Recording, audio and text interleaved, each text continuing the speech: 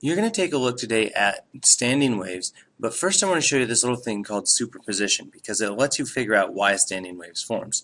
So I'm going to send a pulse, and you'll notice when the wave gets to the other side, it reflects and comes back. Okay? Now I want to show you what happens if these two waves, now remember this one on the top is moving to the right and the one on the bottom is moving to the left, interfere with each other. Okay, so I'm going to go ahead and I'm going to step this through very, very slowly, and you can see where these are meeting, this medium is not changing, it's not vibrating, it's not oscillating. These two waves add up with each other, and they add up to 0 because they have the same amplitude, but they're trying to vibrate in opposite directions. Now the waves aren't gone, they're just temporarily interfering with each other, what we call destructively, to make a wave of a smaller amplitude. If we continue to step it through, then these two waves come back, they separate, and our wave on the top is still moving to the right, our wave on the bottom is still okay. So we see that that's the interference of waves to add up destructively. Now you can also do this and have them add up constructively. So what I want to show you, I'm going to change this end to a loose end. I'm going to pulse again and again. Okay, now on a loose end the wave reflects on the same side instead of on the opposite side, and I'm going to step this one through. So I have two waves both vibrating up, moving towards each other, and I step that through, and you'll see my final wave where they interfere here, that's actually a larger amplitude because the two are oscillating in the same direction, and so these two waves added up to make a larger amplitude. Okay?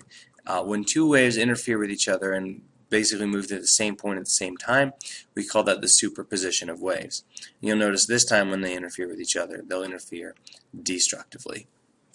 Today you guys are going to take a look at standing waves.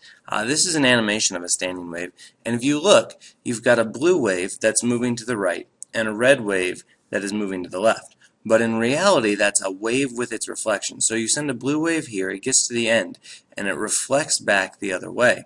And it happens to do it at just the right time that it's interfering with the incident wave. So if you look at this, okay, when the two crests line up, we get a big crest. When the two troughs line up, we get a big trough. But those two always occur in the same place. The crests always align and misalign.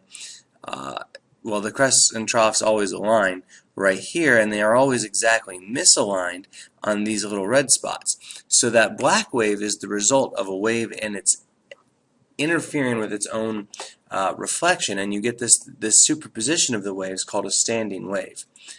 There's another animation of one right here, and I can't decide which one I like better, but you can see the same kind of things happening when the green and the blue wave interfere. They do it constructively at these big spots that move a lot and destructively at these spots in between that move a little. Now these spots that move a little are called nodes. They remain fixed, they don't appear to vibrate at all, and then the spots that keep oscillating back and forth, those are called antinodes. And you can get a variety of different standing waves to form on a string, and that's what you guys are going to investigate today.